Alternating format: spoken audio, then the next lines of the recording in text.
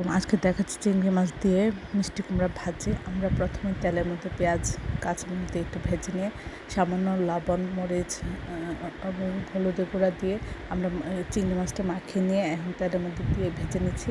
ভাজা হয়ে গেলে আধা চামচ আদা বাটা আধা চামচ রসুন বাটা দিয়ে দেবো।